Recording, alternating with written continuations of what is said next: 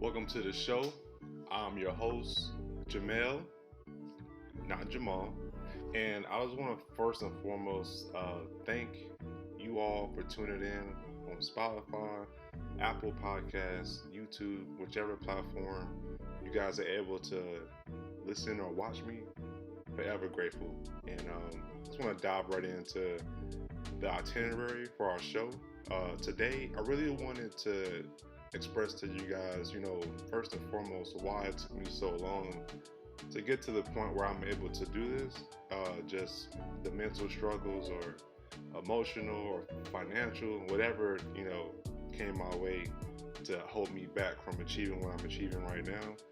And then, what direction do I want to take the show going forward, like in the future? I just want to give a little clarity as to like what I'm doing and why I'm doing it. And then part two, or the next segment of the episode, I really wanted to dive into my PlayStation 5 pre-order experience because it was pretty interesting. And I'm gonna tell a little story about what happened with that, and then just give a little few impressions of it. Nothing too lengthy, but just wanted to explain, like the controller. I got this cool media remote, the speed, the size, the smoothness, or whatever. Just kind of explaining like why it is a big deal, and then kind of jump into a bigger topic on top of that as speaking on the scalpers and the people who are the reason why this holiday season you aren't able to obtain one of these machines, and dive into more of that too to see like why that's happening, what can you do about it really to kind of solve that. So let's dive into that first question. Why has it taken me so long to get to this point? And the simple response to that is basically self-doubt. Self-doubt has crippled me in every way possible that I can think about to keep me from achieving anything creative since 2014. And I've spent the last 6 years of constantly imagining myself on this platform, and not really achieving anything because I would always talk about it and make it sound great, but never really walk the walk and actually execute the thing that I really wanted to do. And honestly, for the longest time, I didn't even know what that thing was. It took me a while to even think about, what skill do I have that I'm good at to even put forth the effort to pushing forward. Like, cause let me tell y'all a story. So back in 2012, I went to the Art Institute of Atlanta. I was there from 2010 all the way to 2014. But my sophomore year, there was a situation with one of my instructors where I had this project, and he pulled me to the side one day and was like, "Hey, I see that if I see your work, and I feel like if you put forth a little more effort, then this work that you've turned in would be a whole lot better," but it just wasn't. And he was really nicely trying to say that my work was trash. And then he followed up by saying, maybe you should try something different. And honestly, that moment right there really pissed me off to the point where I was like, you know what? Fuck it. I'm not even going to just keep. I'm about to quit school. I don't want to do this anymore. I'm just going to just whatever. I don't know. But something in me really pushed me inside, and I was like, you know what? All right, let me prove to myself, prove to him, prove to everyone around me that I can be great at this thing. And 2 years passed, I did exactly that. And there was this big showcase at the end called the Portfolio Show, where you have all your best work and all these people from the industries or whatever major you're in come in and they see what you do. If you don't know, I went to school for 3D animation. I don't know if I mentioned that already, but that's what I was doing. And my instructor at the time, towards the end, he pulled me to the side and he was like, "Jamel, you was zero point zero 0.01 points away from being number one, right? You was like this close to being best in show." And part of me was extremely upset, but the other part of me was like extremely proud. Like I was like, wow, my instructor 2 years ago was correct. If I just put forth the effort, then I can achieve some kind of greatness. And that's exactly what happened. Like I found solace in that. And that's what has led me to this point now, where we're at right now. I feel like from that moment, it taught me how to break through the self doubt and just tell me, when I do apply the effort, I can achieve, and that's where we're at. And this is the building block. So to dive into the next point about what direction do I want the show to go in from here, and honestly, just this constant and consistent growth. Right now, as you can see, is just your boy. You know what I'm saying? Solo dolo. But I have a long list of interesting people and friends that I know, and eventually, down the road, probably like other celebrities or people in other special areas of the world. Just want to have very interesting conversations about like what they're into and what they do. I'm a very multifaceted individual. There is no like set tone or theme for the show that's gonna be consistent outside of me being very emotional and like just expressive of whatever I'm talking about. But in terms of my guests, I really want to kind of theme specific episodes around them as they come. Like if you're into traveling or you're into the economy or politics or anime or video games or whatever it is, music, whatever, we're going to talk about it. We're going to deep dive into that and just have interesting conversations. That's pretty much it. I don't really have like this is an anime show or this is a music show or this is a video game. Those are my three favorite things. And whenever we do talk about those things, I will dive into that. So if anyone listening or watching don't like any of that, you probably will. Like you probably, because the way we're going to talk about it, you might end up liking it. You might be like, you know what? I'm going to go check that out. You know what I'm saying? So like that's pretty much where I want things to go. And like I said, this is just the foundation. It's the building block for a greater, grander thing. This is my first time ever doing this. I'm very nervous. I don't really know what I'm doing, but through watching YouTube videos and studying for the last couple of months, I'm like, all right, like let me just try. Like the story I just said, let me just put forth the effort and let me see what I can get out of it. So this is where we are, and I thank y'all for joining me on this journey. So we're gonna dive into the very next thing, and that's talking about this PlayStation 5. People have been asking me about it, and I have not been saying much about it outside of me showing that I have one. And I really want to dive into like how did I achieve that? Like, what was my PS5 experience? And we're gonna go into that like right now. So I'm gonna tell y'all because it's kind of crazy. Okay, so now that all the emotional stuff's out the way, why I'm doing this and where I'm going with it, let's go ahead and shift gears a little bit and let's talk about my PS5 pre-order experience, my impressions of the system, and why can't you guys get one? You know what I'm saying?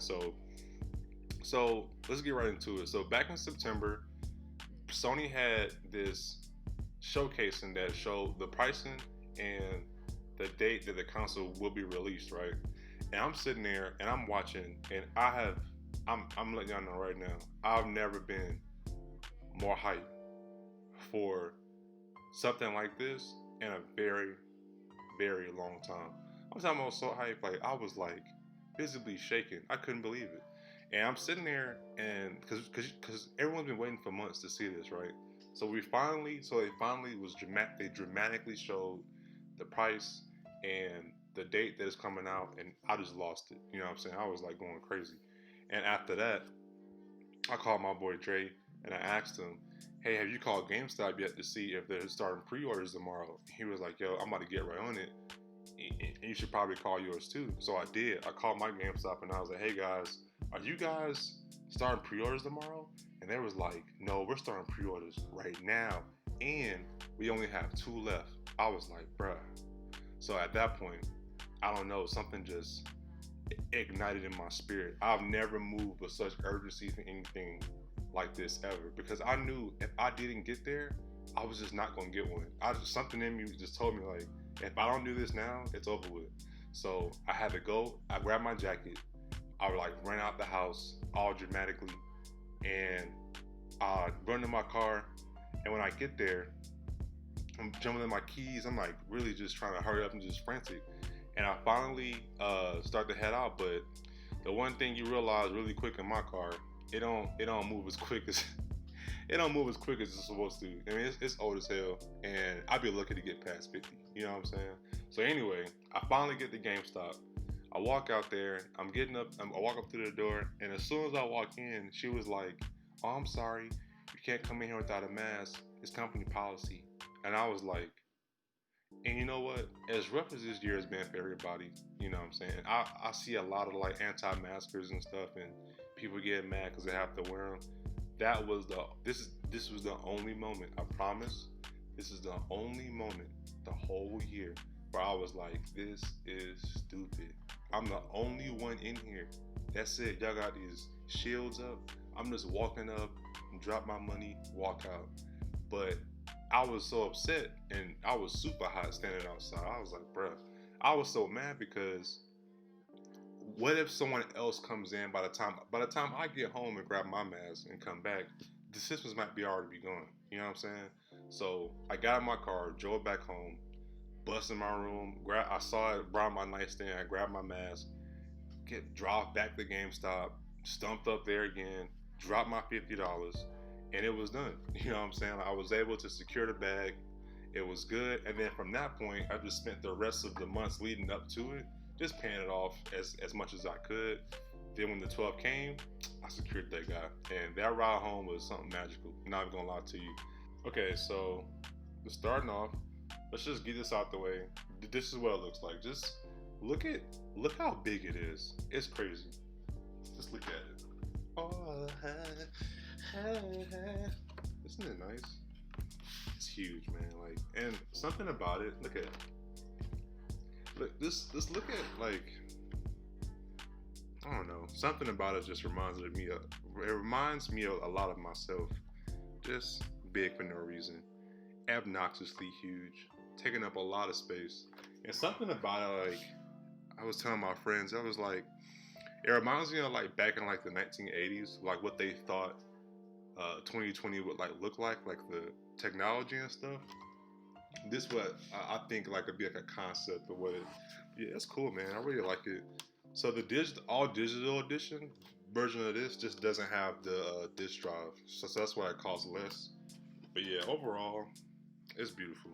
You know what I'm saying? So that's and the main thing I like about it is the main difference from this compared to the PlayStation 4 is the quietness. You know what I'm saying? Like it's like quiet as a mouse because the PS4 was that shit sounded like a jet engine about to take off. It was crazy. I was like, bro, what is going on?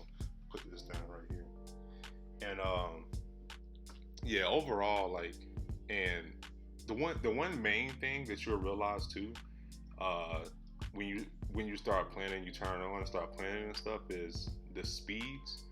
In terms of like how fast it moves and how fast things load up or not load up. Like think of it like if you have an iPhone, and most people do, think of it like the equivalent of like if you have like an iPhone 7 Plus, right? And then you haven't had an iPhone in like 6 years, like 5 years or something like that. A lot has changed, and every console comes out every 5 to 6 years anyway. So that's 5 to 6 years worth of improvements they're making over something of the previous generation onto the next one. And it's literally like going from the iPhone 7 Plus to the iPhone 12 Max, and you'd be like, it's hard to describe like what you'll experience, but when you get the new phone, like things just move snappier, things just move faster, things load up faster, and you don't realize that from when you have your old phone because your eyes are just used to seeing something. But that was extremely evident very early on, was the speeds and how fast things load up and how clean everything looks. And when you're playing older games, it makes the older games look more pretty and they run better. So like they just run more efficiently and they look more pretty. So and that like entices you to want to, go back and play some older stuff. Be like, oh, I wonder how this looks now. I wonder how this plays now. And that was my experience, and I was blown away. You know what I'm saying? And I want to get into some of the accessories I got for it. So the controller, I have the controller right here. This is the DualSense controller, and the cool thing about it, that first like off the bat, it just feels great. And that the new technology they have inside is called haptic feedback, a technology where, like, when you say for example, you're playing a game where you have to pull back a bow and arrow or something like that, it'll the tension in the stick will actually kind of get, it'll be harder to press down the more you pull back a bow like you would in real life. And that's just like a small example of like the future technology you feel from. You just kind of feel all the experience. And it's kind of hard to describe just by like saying it. You have to kind of feel it for yourself. But that being said, this is nowhere near as exciting as my real baby. This right here, the media remote.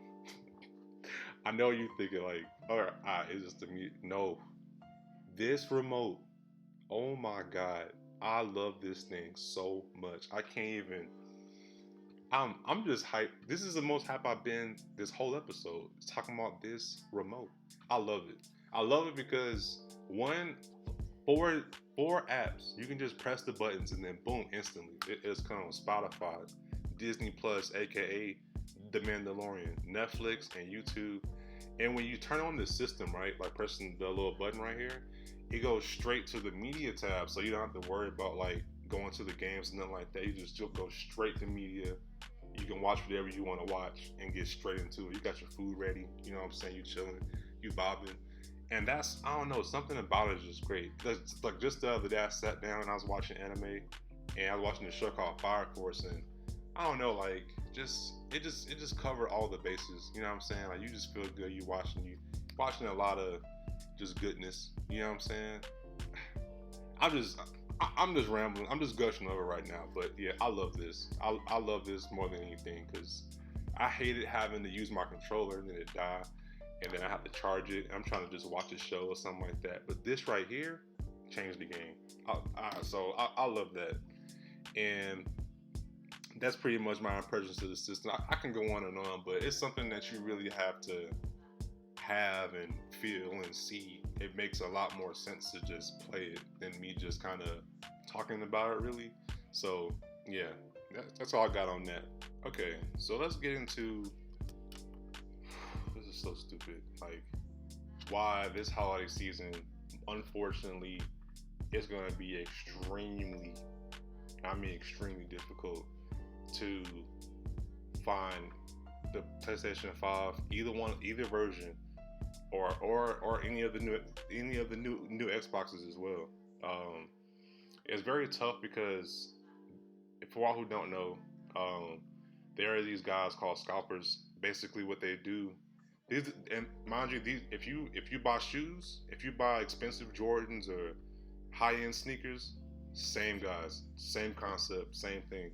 And what's going on is, people who don't know, they create these bots to certain sites that they create a bot. These bots go into retail stores online, and they buy up all the stock. Like, but the problem is they legitimately buy it all. It's not like they're stealing them or finessing the system. Nah, they just buy all of them, and once they buy them all, they upscale the price times two, some even times three. I'm talking about the console itself costs $500. That's it, straight up. And then they'll sell the console for 1,000 or 900, or some people 12, 1,500, 3,000. You know what I'm saying? And the main problem with that is people are getting so desperate that they're just paying it. And if you continue to pay that price for them, they'll just keep doing it. And stores like Walmart and Best Buy and GameStop, they're not gonna be like, y'all better stop. You know what I'm saying? Because they got their money. They chilling. You know what I'm saying? Like, they good. So it's one of those things where, one, it's stupid sleazy, because the reason why it makes me mad, because, I was fortunate. You know what I'm saying? This has been a rough year for everybody. Especially myself included. And I know for me, when I got my system, y'all saw how happy I was.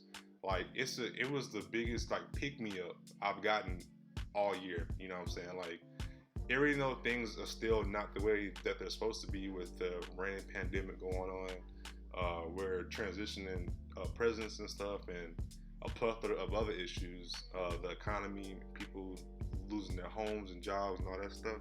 Like, it feels good to get one win. You know what I'm saying? Like, it's especially if you play games to help with your anxiety or like any type of mental anguish that you got going on to help escape from the stuff I just mentioned.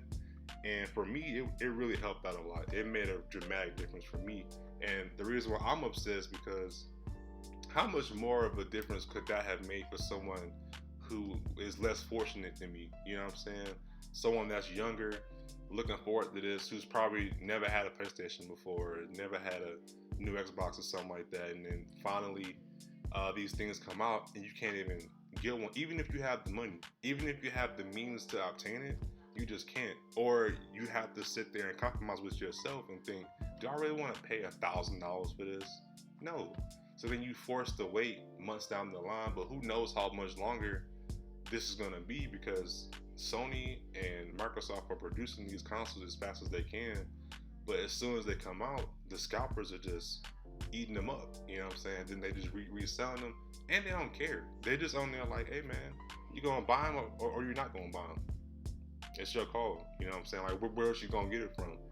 And they're just standing there and just like doing that, and I'm just like, that's sleazy, man. Like, I don't really knock a hustle too hard. Like say for example, if I were to buy two PS5s, you know what I'm saying, and then sell one for like, I don't know, $600, maybe $7, that's one thing. You know what I'm saying? That's getting a profit of some kind. You gotta, get something. But 1,000, 3,000, like, god damn, it's too much. You know what I'm saying? And it's just very unfortunate that people out here doing that just to make a profit. It's really, really fucking just sleazy, and I hate it. You know what I'm saying? And the only thing that you can do if you're trying to get one this holiday season, the only thing you can do is unfortunately just stay vigilant, or just wait. You know what I'm saying? I'm pretty sure by February, March, April, this won't even be a problem no more. You should be able to go into any retail store and get at least something. You know what I'm saying? Like, if you just wait patiently, it should be there. So that's all I have for that. Hopefully, if you want one this holiday season, you're able to obtain one. I'm sorry, the scalpers out here being sleazy, and it's really dumb, and there's nothing that anyone can really do about it, really. So it's unfortunate, but all I can say is, and that, ladies and gentlemen, is a wrap on episode 1 of the Jamel, not Jamal, show, and I am more than ecstatic right now. It feels like a weight's been lifted off my shoulders. I know the show's a little bumpy, whether you're listening to it or you watching, but I feel like, I'm just overall, I'm pretty proud of myself. I know there's a lot more I could have done or changed, but I know I'm being super critical of myself already. But I don't know, like, it's being solo dolo a lot harder than I thought. But now, when I get some guests coming in, it should be a lot better, a lot just way more entertaining. If it was for you, I'm happy.